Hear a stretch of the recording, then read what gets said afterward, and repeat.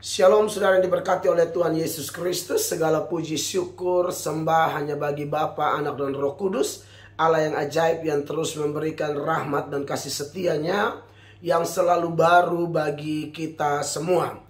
Kita bersyukur bahwa pada hari ini Tuhan masih memberi kesempatan bagi kita untuk berkarya, menjalani perjalanan hidup sesuai dengan panggilan kita masing-masing, dan terus yakin bahwa selama Allah menyertai kita dan Dia akan pegang janjinya untuk menyertai Anda dan saya, maka apapun tantangan, persoalan yang kita hadapi dalam pergumulan, rumah tangga, pribadi lepas pribadi, pelayanan kita masing-masing, pekerjaan kita masing-masing, yakinlah bahwa bersama Tuhan kita akan cakap melakukan perkara-perkara besar. Terima kasih banyak buat semua sahabat yang masih mendukung saya di dalam pelayanan melalui media sosial atau pelayanan-pelayanan saya yang lainnya. Saya tetap meyakini bahwa Anda dipakai Tuhan untuk mendukung hamba-hamba Tuhan, dan saya adalah salah satunya. Puji Tuhan bahwa pelayanan saya di Surabaya berjalan dengan baik, dan saya lagi dalam persiapan mau ke bandara untuk pulang ke Kupang hari ini. Nah, saudara-saudara yang diberkati oleh Tuhan Yesus Kristus, kemarin saya sudah posting salah satu video pelayanan saya di Surabaya. Dari 5 kali jadwal khotbah, salah satunya saya posting di channel ini, dan saya lihat saudara-saudara banyak yang mendukung video tersebut, di mana saya khotbah di Surabaya di salah satu gereja di GSJA Sungai Kehidupan yang digembalakan oleh Bapak Pendeta Sunjaya dan Ibu. Dan ternyata dalam ibadah yang saya layani itu, mayoritas jemaat yang hadir adalah saudara-saudara saya dari Nusa Tenggara Timur. Maka maklumilah bahwa kalau sesama anak daerah kita ketemu di negeri orang, suasananya seperti itu. Makanya di dalam khotbah saya itu beberapa kali istilah-istilah NTT atau bahasa Timur, bahasa Kupang, dialek kami di daerah kami muncul. Itu memperasik suasana, betul-betul kerinduan, kangen saudara-saudara yang dari NTT. Dan nanti saya akan posting lagi waktu saya khotbah di Gereja Best Indonesia yang gerejanya di Ciputra World Mall, Surabaya. Nanti tim saya juga akan posting. Setelah tim saya posting video yang kemarin, setelah video yang ini yang akan saya bahas sesuai tema kita hari ini, nanti akan diposting juga khotbah lengkap dari saya waktu saya ada di Ciputra World Mall, Surabaya. Kalau itu memang mayoritas orang Surabaya asli yang hadir ya saudara-saudara. Nah, saudara yang diberkati oleh Tuhan Yesus Kristus, hari ini saya pulang dan kemudian kita akan perjamuan kudus di Jumat Agung ya. Saya sekaligus menginformasikan ini kepada Bapak Ibu, saudara-saudara, bahwa Jumat Agung ini ya, saya akan khotbah dalam ibadah Jumat Agung. Ibadah pertama itu jam 7 pagi disertai perjamuan kudus di hari kematian Tuhan Yesus. Lalu ibadah kedua jam 10 pagi hari Jumat ini 15 April. Lalu ibadah ketiga jam 5 sore. Ya. Jadi buat saudara-saudara saya yang di Kota Kupang dan sekitarnya yang mau langsung ibadah tatap muka, Anda bisa datang di sana dengan tetap menjaga protokol kesehatan. Tapi bagi saudara-saudara saya yang di luar NTT, saudara bisa mengikutinya melalui live di YouTube channel saya atau fanpage saya. Nah, saudara-saudara yang diberkati oleh Tuhan Yesus Kristus, saya mau bahas tema yang menarik yang ada saya pasang di thumbnail tadi ya. Saudara yang diberkati oleh Tuhan Yesus, waktu saya tadi malam ya, saya tadi malam dikirimi, kemarin bukan tadi malam. Ya, saya buka handphone saya. Ternyata ada banyak saudara, kawan-kawan pelayanan, saudara-saudara seiman, pendukung-pendukung pelayanan mengirimkan kepada saya satu video yang semua orang sudah tahu. Dan saya pribadi lihat video itu saya kaget, saya sedih. Di mana saudara Ade Armando dalam sebuah peristiwa yang luar biasa. Dia ikut dalam kerumunan demo mahasiswa. Tanggal berapa tuh? 11 April ya kalau tidak salah. Lalu berujung dengan saudara Ade Armando dikeroyok sehingga babak belur luar biasa. Bahkan hampir ditelanjangi. Jelas bahwa ketika kita menonton ini kita sangat sedih, saudara-saudara.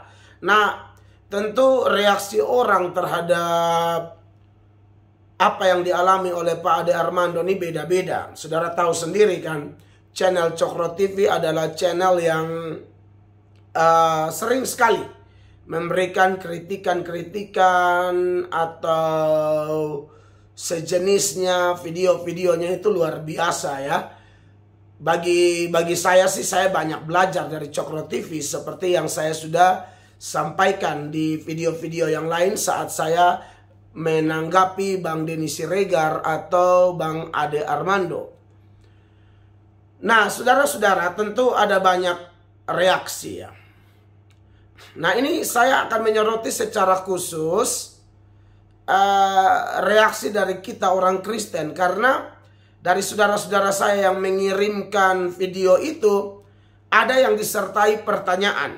Karena berkaitan beberapa waktu lalu kan saya menanggapi video saudara Ade Armando yang mengutip 3 ayat Alkitab, lalu saya memberi keterangan-keterangan di sana. Nah, saudara-saudara, saudara saya ini saya tidak akan sebut namanya, tapi saya akan baca pertanyaannya beliau ya. Saya juga tidak mau baca nama karena ini privasi beliau, tapi saya hanya jawab isi pertanyaan saja. Waktu dia kirim video saudara Ade Armando babak belur dihajar massa di demo tersebut, beliau bilang begini, oh iya tadi malam betul. Malam Bapak Pendeta Mel, ini mungkin akibat dari Ade Armando waktu tafsir ayat-ayat Alkitab itu. Mudah-mudahan saya salah. Jadi ini beliau bertanya saja, apakah kejadian ini ada hubungan dengan semacam upah dosa lah. Begitu bahwa saudara Ade Armando sudah mengutip ayat-ayat Alkitab dan menurut penanya dia telah tafsir segala macam. Dan akibatnya akhirnya dia mendapatkan hukuman ini. Tapi beliau yang bertanya ini mengatakan bahwa tapi semoga saya salah. Artinya bahwa dia sedang bertanya. Dia tidak bermaksud menjudge. Dia coba berpikir apakah demikian. Nah, saudara-saudara, sebelum saya lebih dalam menanggapi ini, saya mau bilang begini, semua dosa itu pasti mendatangkan murka Allah. Tuhan tidak pernah toleransi dengan yang namanya dosa. Kenapa? Karena di sisi lain memang dia Allah yang maha kasih. Dan karena kasihnya dia harus mengampuni orang berdosa yang datang kepadanya minta ampun berserah sungguh-sungguh dalam nama Tuhan Yesus. Melalui Tuhan Yesus, maka Bapa pasti mengampuni. Tapi di sisi lain bahwa Allah kita juga adalah Allah yang suci dan adil. Kedua sifat Tuhan ini juga tidak boleh dilupakan. Kita tidak boleh pincang dan hanya menyoroti sifat berkaitan dengan kasihnya Bapa saja. Tapi kesucian Bapa, keadilan Bapa penting untuk kita pikirkan. Kalau kasihnya mengampuni, tapi kalau keadilannya namanya adil toh, yang baik dikasih pahala, yang nakal ya dihukum, didisiplin, dan seterusnya. Jadi semua dosa itu pasti Tuhan hukum. Ya, dan kita bersyukur dosa-dosa kita sudah diambil alih oleh Tuhan Yesus. Dia menjadi ya substitut bagi kita, dia menjadi pengganti bagi kita, dan itu adalah anugerah luar biasa. Jadi pada Yesus ada kasih Allah, ada keadilan Allah. Tetapi bagaimana dengan mereka yang belum menerima Yesus? Iya kan? Bahkan yang sudah menerima Yesus pun masih ada ayat tuh, barang siapa ku kasih, ku tegur dan ku hajar. Memang tidak menghilangkan keselamatan orang percaya. Tapi siapapun dia, mau nabi, mau rasul, pendeta, jemaat, majelis, diaken, penyanyi rohani, pemusik rohani, kalau kita bikin yang aneh-aneh, Tuhan bisa kasih hukuman-hukuman dengan tujuan supaya anak-anaknya belajar hidup kudus. Ya, itu saudara bisa bandingkan dengan Ibrani pasal 12 ya.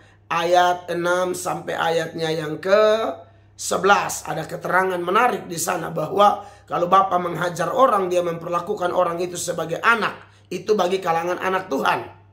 Tapi bagaimana kalau orang-orang di luar Tuhan? Menurut saya keadilan Tuhan tetap berlaku ya. Hanya tentu beda saja, anak Tuhan keselamatan tidak bisa hilang. Kalau di luar Tuhan kan belum selamat. Belum percaya Yesus kan.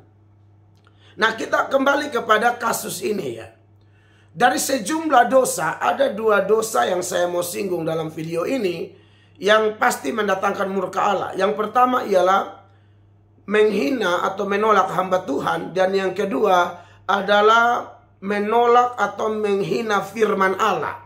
Itu tidak bisa tidak. Pasti Tuhan akan hukum. Untuk hamba Tuhan kan Tuhan bilang, anak kecil kalau dia muridku, lalu orang terima dia, orang terima Tuhan. Orang tolak dia, orang tolak Tuhan. Orang kasih dia air 1 cangkir saja, air dingin, air sejuk, dia tidak akan kehilangan upahnya. Dan Tuhan Yesus bilang, kalau kau menginjil, ya pergi ke kota itu, ucapkan salam, damai sejahtera, shalom. Kalau mereka terima engkau, berarti damai mereka, damai Tuhan itu sampai kepada mereka. Tapi kalau mereka tolak engkau, tinggalkan kota itu, kebaskan debu di alas kakimu, dan nanti kau lihat pada hari penghakiman, ya, apa yang pernah Tuhan lakukan kepada Sodom dan Gomora, Tuhan tunggang balikan Sodom dan Gomora, itu lebih ringan daripada kota-kota yang menolak hamba Tuhan. Karena hamba Tuhan datang ini bawa firman Tuhan. Dan mereka yang mengejek firman Tuhan pasti kena celaka. Anda bisa baca itu di Amsal 1 ayat 24 sampai ayat 31. Di Zakaria pasal 7 ayat 11 sampai ayat 13. Kedua data itu dan masih ada data-data sejenisnya mengingatkan bahwa penghinaan atau penolakan kepada firman itu sangat bahaya, mendatangkan murka dari Tuhan sendiri. Ya. Nah, kenapa saya singgung kedua dosa ini? Karena dari saudara yang bertanya ini, dia bilang apakah saudara Ade Armando kena ini ada hubungannya dengan video kemarin yang saya juga sudah tanggapi, ya. Dan saudara tahu video itu dibuat oleh Ade Armando karena sebelumnya Pak Ade Armando telah menanggapi persoalan pendeta Saifuddin Ibrahim yang sekarang dalam persoalan hukum dianggap sudah menista atau dituduh, diduga menista agama Islam, ya. Lalu Pak Ade Armando memberi komentar lah seputaran siapa sih Pak Saifuddin bla bla segala macam kan. Saya mau kasih ingat saudara ya, menurut pandangan saya Pak Saifuddin itu tetap hamba Tuhan. Pak Saifuddin itu hamba Kristus. Mungkin saudara berkata, iya Pak, tapi dia melanggar hukum segala macam. Ya, itulah hamba Tuhan. Hamba Tuhan bukan malaikat. Hamba Tuhan manusia biasa. Dia bisa salah berpikir, salah bicara, bahkan salah berbuat. Hamba Tuhan mana sih? Nabi mana sih? Rasul mana sih? Pendeta mana yang tidak pernah salah? Semua. Ada yang kelihatan, ada yang tidak kelihatan. Ada yang terpapar, ada yang sudah terekspos, tapi ada yang masih tersembunyi. Kan begitu. Saudara, lihat saja tokoh-tokoh Alkitab. Ada Adam, Abraham, Nuh, ya, Daud, Musa, ya, Petrus, Paulus. Tapi tetap Alkitab bilang, jangan mengusik hambaku yang kuurapi. Bahkan saudara bisa baca di Matius 23 ayat 1 sampai 3 itu. Hamba Tuhan yang dia khotbah firman, Tuhan bilang dengarkan dia. Begitu ya. Artinya mereka juru bicara Tuhan. Soal nanti mereka nakal, mereka menyimpang ke kiri ke kanan, nanti baru Tuhan yang hajar mereka menurut kasih, kuasa, keadilan, dan kesucian Tuhan tadi. Jadi bagi saya Pak Saifuddin tetap hamba Tuhan. Nah, di situ saya tidak tahu tuh sikap hati Pak Ade Armando bagaimana. Saya tidak bisa menghakimi. Tuhan maha menghakimi. Karena bagaimanapun saya tetap yakin pendeta Saifuddin tetap hamba Tuhan. terlepas dari kasus hukum yang sedang beliau alami. Ya, beliau sedang dicari polisi. Ya, beliau akan kalau pulang ke Indonesia pasti ditangkap, diproses hukum, bahkan dipenjara. Tapi saya tetap yakin Bapak Pendeta Saifuddin adalah hamba Tuhan Yesus. Dan hamba Tuhan Yesus termasuk saya pasti ada kekurangan, ya. Tetapi kalau hamba Tuhan kurang, kita mau menghakimi atau apa, dia pikir baik-baik, ya. Sebenarnya menghakimi itu tidak salah. Kalau Anda baca Yohanes 7 ayat 24, Tuhan Yesus bilang, hakimilah dengan adil. Artinya ada bukti, ya toh. Lalu hakimi dengan adil yang dimaksud juga pasti dengan dorongan hati yang mengasihi, hati yang tulus. Bukan dengan kebencian supaya hamba Tuhan itu jatuh, ambruk, hilang, lenyap. Lalu dia jatuh, kita ketawa. Dia susah, kita senang. Tidak bisa demikian, itu berdosa. Nah, soal sikap Pak Ade Armando kepada Pak Saifuddin, sikap hati beliau waktu beliau bikin video, saya tidak mampu di situ. Saya tidak mampu. Tuhan yang Maha Tahu. Saya tidak bisa menjudge juga Pak Ade Armando. Apakah dia telah meremehkan hamba Tuhan? Saya tidak paham sampai di situ. Karena di sisi lain Pak Ade Armando juga sering menyuarakan kehidupan berbangsa dan bernegara yang menjunjung tinggi toleransi, kebinekaan di negara kesatuan Republik Indonesia yang kita cintai ini. Dan saya jujur, saya suka dengan Cokro TV. Ya. Tapi yang kedua, sesuai pertanyaan Pak saudara saya yang tanya seputaran apakah ini upah dosa atau akibat dia tafsir ayat Alkitab. Nah, waktu Pak Ade Armando kutip ketiga ayat itu, diantaranya Yesus datang bukan bawa damai tapi bawa pedang dan seterusnya. Itu ayat-ayat waktu Pak Ade Armando kutip itu, saya waktu menanggapi, saya melihat bahwa beliau tidak tafsir apa-apa di situ. Justru Pak Ade Armando, ini jawaban saya ya saudara yang bertanya ya, karena beliau juga menunggu. Saya bilang saya akan bikin video dan bilang oke, saya akan tunggu. Nah, ini saatnya nih. Saya tidak melihat Pak Ade Armando sedang mengutip ayat Alkitab lalu menghina Kristen. Tidak, sama sekali tidak. Saudara perhatikan baik-baik itu video. Justru beliau, Bang Ade Armando ini mengutip ayat Alkitab sebagai contoh.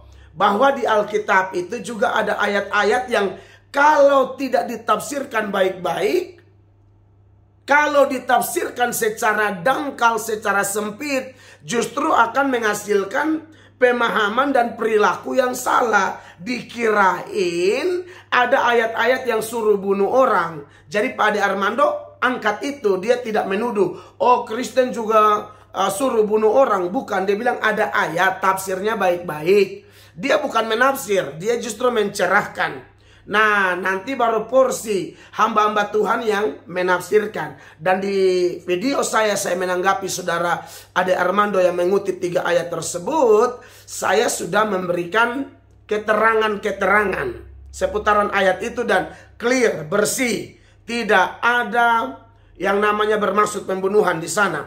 Karena Tuhan Yesus sebagai pengajar, dialah yang menjadi sorotan utama kita. Apakah dia pernah bunuh orang? Tidak pernah. Apakah rasul-rasul pernah bunuh orang? Tidak pernah. Bahkan mereka mau bikin jahat kepada orang, Tuhan larang. Mereka potong telinga orang. Petrus potong telinga si Malkus di Taman Getsemani. Tuhan Yesus sembuhkan dan tegur Petrus, jangan main pedang ya. Siapa bermain pedang akan mati dengan pedang dan seterusnya.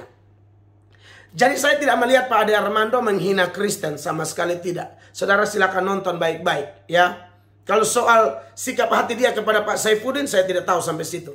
Tapi kalau dilihat dari ayat-ayat yang dia kutip, sama sekali Pak Ade Armando tidak mengutip, tidak menafsir atau membuat tafsiran yang menyudutkan atau menghina agama kita atau iman kita atau kitab suci kita. Tidak. Ya. Jadi Pak Ade Armando melakukan porsinya sebagai seorang pegiat media sosial yang ya menjunjung tinggi Indonesia yang beragam ini, begitu. Jadi tentu kita turut sedih dengan apa yang saudara Ade Armando alami. Kita doakan semoga Bang Ade cepat sembuh, Tuhan Yesus menolong. Anda memang bukan agama Kristen, Anda agama Islam, tapi dalam nama Tuhan Yesus kami berdoa kiranya Tuhan memulihkan Pak Ade Armando Dan melalui peristiwa ini pasti ada pelajaran menarik. Tetap berjuang untuk Indonesia yang lebih baik, Indonesia yang lebih damai. Pak Ade Armando, Tuhan Yesus memberkati. Ya, itu jawaban saya, itu anggapan saya. Bahwa menurut saya tidak ada hubungannya dengan Pak Ade Armando kutip ayat Alkitab lalu Tuhan hukum dia. Kalau bagi saya sebagai manusia terbatas melihatnya tidak. Ada orang yang lebih parah menghina Alkitab sebenarnya, tapi mereka masih berkeliaran. Dan memang biasanya yang begitu masalah waktu saja. Ada yang Tuhan langsung hukum, ada yang nanti, ada yang lidahnya sampai kanker lidah, ada tuh. Hina-hina Alkitab, tumor di lidah. Dan macam-macam. Dan kalaupun mereka menghina Alkitab, menghina firman Tuhan, mereka lolos di sini, mereka tidak mungkin lolos dari neraka. Ya, kiranya video saya sederhana ini memberkati sahabat semua. Sebarkan video ini bisa membawa damai bagi Indonesia, bagi dunia, dan tentunya khusus bagi orang percaya dimanapun Anda berada. Ya, Tuhan Yesus memberkati dan shalom.